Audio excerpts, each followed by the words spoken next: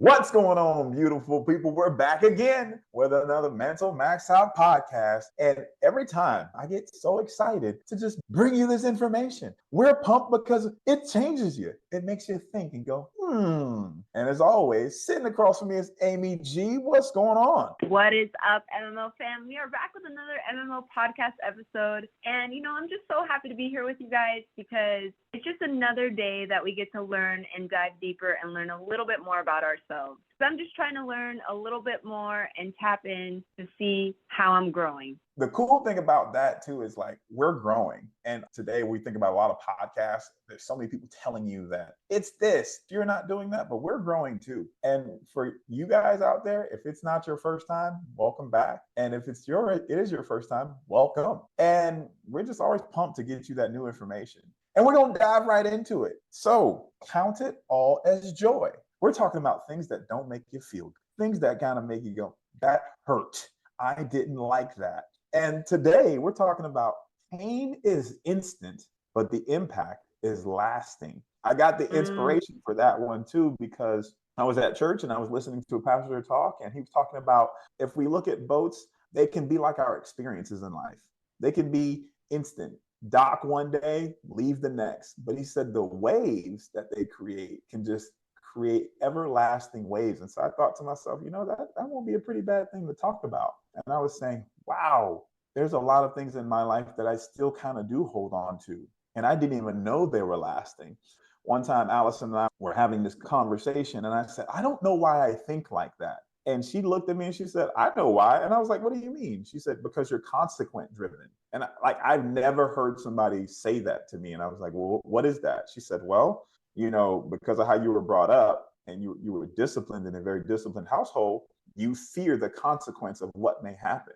That's when I was a kid. I'm a grown man now, and I'm still impacted by that I may become hesitant by my actions, fearful of what I decide to do might hurt me in this regards. Has that ever happened to you? Yeah, and this topic is just so powerful because pain is instant, but the impact is last. Pain, it's real, and you feel it, and you know it's there, and it creates a ripple effect. And we don't even recognize that these waves are following us along in our journey until something comes up and you notice it. And so I just really resonate with this because I think back to my ACLs, because that was a real pain that truly happened to me. And it's something that even though I've healed from it, it's still something that I could really truly empathize with when I see others and talk to others, because it stays with us. But I mean, everyone has triggers, right? It's something that's just natural. Yes, physical, but mainly emotionally and mentally. And so that pain could truly stay with us. Even if we felt like we've healed from it, it'll still stay with us. I remember when I had my knee surgeries, and after the first and the second, what I realized for me was the wave was getting bigger.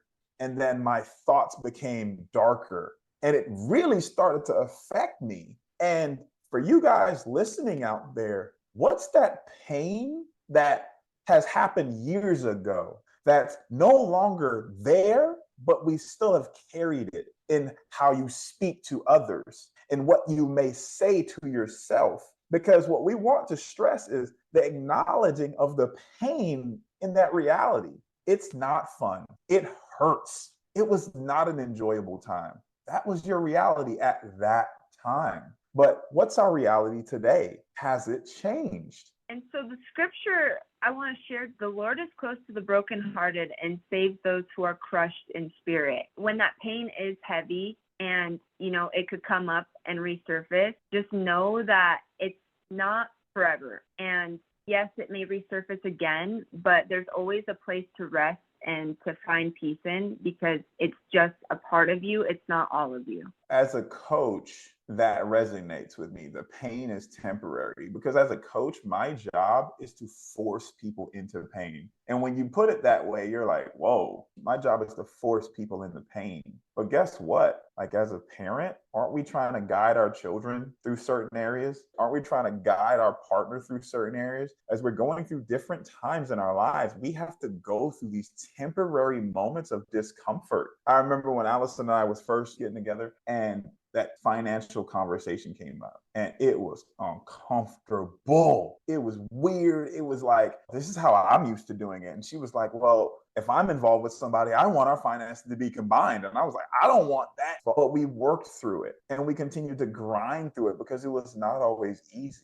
So, what are those times in your lives where you're grinding through right now because you know it's a temporary thing? Is it a family dilemma? Is it work? What's that pain that you're kind of going through right now? Psalms 35, it says, the weeping may stay for the night, but the rejoice comes in the morning. And as I'm listening, the temporary nature of pain, there's different levels to pain, and recognizing how to heal from certain levels of pain, because there's short-term pain that we inflict on ourselves, whether we're working out or we're, doing something uncomfortable for a day. But then there's also long-term pain like grief, anxiety, and there are different types of pain. And so I'm saying that because you can gain strength from all of it and you can grow from all of it. The pain is what helps us have purpose. And when we recognize that when we endure this pain, it's going to help us grow and it's shaping us. So when I'm on a run, there's a different level of pain I experience. And I recognize that the pain is a buildup, knowing that I'm pushing through in this run and it's temporary and I know that it's going to end. So I can endure that pain longer and accept it. And I think that's what it's all about. When we recognize that there's going to be pain in whatever situation we are and we give it a temporary nature, then that's when we have freedom to know that it's not going to last forever and the pain starts to lessen. Pain sometimes is a stronghold on us. When you were talking about your running story, I was remembering my times when I was running and the pain internally, because that feeling, that pain you get internally, you start to think to yourself, oh my gosh, my lungs are starting to burn. So the rest of my body is going to shut down. This one area of my body hurts. Now this area all of a sudden hurts. And I remember that there would be people saying, when I was running with them, saying, I can't keep going. And they'll say, this is too much. And it would start to affect my thinking. So from one feeling of pain in one area, now my brain, other body parts, all these things are affected. And that's how pain sometimes affects us. That one financial trouble can now lead to marital trouble, can now lead to trouble with your children. That trouble that you have internally of how you speak to yourself is now affecting your other relationships. That one area that pain started from is now multiplying to many. What are some of those areas for you? Again, we can weep. We can accept that it's affecting us in that moment, but we don't want to continue that throughout a day, a month, a year of relationships that we're now hurting in the process. For me, there's growth in it. There's so many instances in my life where, like, as a coach, I look at that athlete and I look at those people and I say, hey, this is what it is today. This is what we're going to do. And I get that look from that kid and they're always like, I can't do that. That's too much. That's not me. And they're already scared before they even done it. But I know as a coach that if you make it through this, not only will you get better, you'll get stronger, you'll realize something. That's how some of these situations happen in our lives. That when you make it through this trouble in your marriage, you'll get better, you'll get stronger, you'll realize something from it. When you get better at realizing the relationship with your children, when you get better at realizing the relationship with yourself, you'll get stronger at those things and know how to handle them in the meantime. I remember at New Mexico State, my coaches would do that, and just relating to the fact that we would always be presented with something that was definitely super challenging, and you would, second guess, oh, I don't know if I could do that. But the growth that comes with experiencing pain, which each time you show up to something that you don't think you're capable of and you end up doing it, you build that confidence. So for example, going back to running, because as a soccer player, I was always running. So at New Mexico State, we would have 800. And I just remember looking at the cones, and we would do like, I can't even, ended up equaling out to 8 miles, but I remember I'm going to be out there for a long time. I knew I had to do the run. I was accepting it. I was accepting the pain, but how could I change my perspective to make the pain not as heavy? It was changing my mindset. So for example, I would look at these cones, and as I was running, I would just envision that I was playing Mario Kart in my head. So when I was running past these cones, I would look at a cone and be like, oh, this is a mushroom right now. I'm about to just speed up and get a little bit quicker. And so like that's what would help me is when you accept the challenge and you try to make yourself grow from it, those are instances that you accept it, you know it's gonna, be painful, you know it's gonna be hard, but how could you lessen that? And I think, the power of perspective is what truly propels us in that growth and strength that we can highlight from pain. It's such a powerful thing when you talk about your perspective and where it can take you. Here you are on the brink of an 8-mile run, and you're now thinking of the video game to help you get through it. When I was just out of college and I started coaching, I remember one time somebody told me that they were like, hey, to be a coach and to be official, you have to take this test. And I was like, oh, I'm not a good test taker. I don't do well in tests. Here I am again, using my past to affect me today. I took the test, failed, bombed.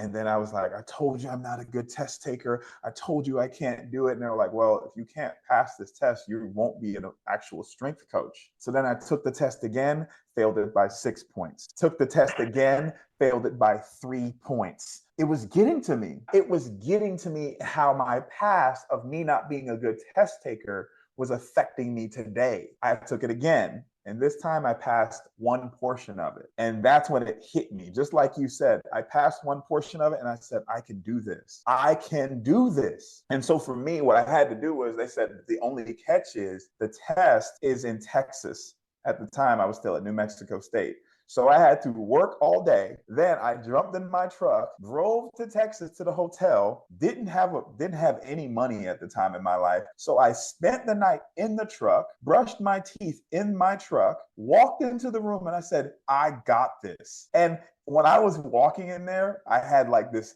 heroic theme music playing in my mind of like, you got it. This is your victory. And I ended up passing that test by 3. What we're telling you, your perspective is propelling you through it, or your perspective is keeping you in it. You have the power to decide which way it goes. And it's a very powerful tool when you believe in it and you commit to it. Understand that there's victory at the end of your race. There's victory at the end of that pursuit of only your goal and dream is set for you, and your perspective influences that. Whatever you guys are going through right now, and we don't know what that is, but we know if you're struggling with something and it seems like you've been pushing and pushing and pushing, like we want to encourage you that your perspective is what's going to take you through. If you believe that there's a light at the end of the tunnel, there is. So we just want to encourage you to focus on the light and focus on your perspective and how it's taking you higher, because in pain, it's going to transform you into something more. As a father right now, what's crazy for me is watching my daughter grow up and watching her go through these experiences. And like, she's learning things that I haven't taught her. And I never thought of it that way. Like, I never taught her pain. But when she falls, she lets you know she's in pain, and she's going to let you know that that didn't feel good. And that is already a thing being put into her mind. And we're like that. Sometimes we fall in life and we want to let people know, like, that hurt. That was uncomfortable. That wasn't what I wanted. And instead of continuing to stay there, because we hear that a lot in things like relationships. People say all the time, like, I was burned by this person. I was hurt by this kind of job. And we put up these walls, but that's not really helping us. That's not really showing us how we need to look at the next outcome, the next situation. Yes, there was pain, and acknowledging that is real, but we have to also acknowledge that we're better from it. We've grown out of it. So now we can move into a new situation. And so allow that to strengthen you. Allow that to take you where you need to go, because at the end of the day, we want you to consider these moments as pure joy. I don't know what that looks like for you, but I implore you to start thinking about how it looks. How can you turn that down into something that can push you forward? How can you look at that setback to something that can move you ahead? If you guys are experiencing pain, it's naturally to want to isolate, and it could feel like you're the only one going through it. And so I just want to reassure you that you are not alone in what you're going through. And, when you're vulnerable to your close friends and to people that will, truly listen to you and be there for you, God's presence there. And when we're vulnerable, we can have support from our loved ones. I just encourage you, if you're going through some pain right now and you're, really struggling and you want to isolate, you don't want to talk about it, bring it to light, because, even though you feel alone in this, in scripture, Psalm 23:4 says, even though I walk through the darkest valley, I will fear no evil, for you are with me with your rod and your staff, and they comfort me. And so there's a God that loves you so much, and there's love that surrounds you all the time, and you are not alone. And so I just want to encourage you that if you're going through something, you're not alone, because I was in New Mexico State. I tore my ACLs, and I was away from my family. I was away from my closest friends, and I felt that, and it was scary and it was dark. But what I did know, that I have comfort in God, and there's a peace, and I'm being molded, and this is making me stronger. And now looking back at that situation, I truly do believe and see that testimony that we truly are never alone, even though we feel that way, because God was continuously showing up through different signs and people in my life to remind me that this is temporary and I'm going to get through it, and it's only going to build me for something stronger. In Romans 12:15, it says, rejoice with those who rejoice and mourn with those who mourn. There's so many times in our lives when things don't go the way we want to shut down. We want to isolate. And there's so many times when, I'm going to tell you, marriage is hard. And there's times when Allison and I are arguing, one of us wants to shut down, but that doesn't help us. We might need to shut down in that moment to kind of collect our thoughts. But the first person comes back and we're always like, hey, I'm sorry. I'm sorry for how we even got here. There's strength in community. Drop the notion that you're bothering people. Drop the notion that you're getting on people's nerves and people don't want to have time for that.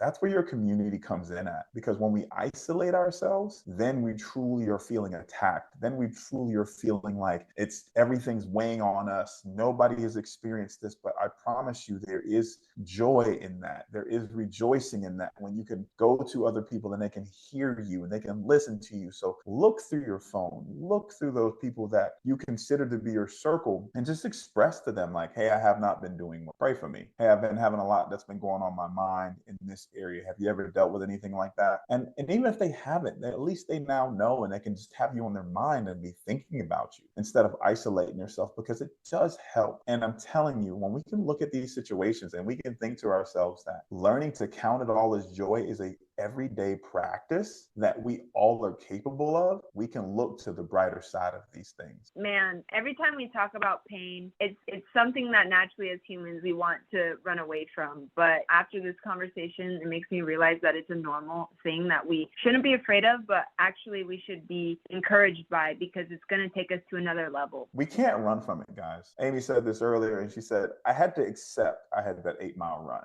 We have to accept that work is coming tomorrow. We have to accept that we have these responsibilities, that there's nothing that we can do. We have to accept that our past happened. Those things did happen, but they don't make you who you are exactly today. You don't have to carry them with you every step of the way, especially if they're not helping you. So dig deep this week and find out what are those things that we still carry with us that have been pulling us down every time they come into our mind. Because when we can start to think about those things and start to now get rid of those things, we now step closer to the people that God wanted us to be. And that now fulfills your cup and the people you surround yourself with every day. Thank you for tuning in. We hope it's not your last time. Guys, thank you so much for tuning in. At the end of the day, we don't want you to think like us. We just want you to think differently.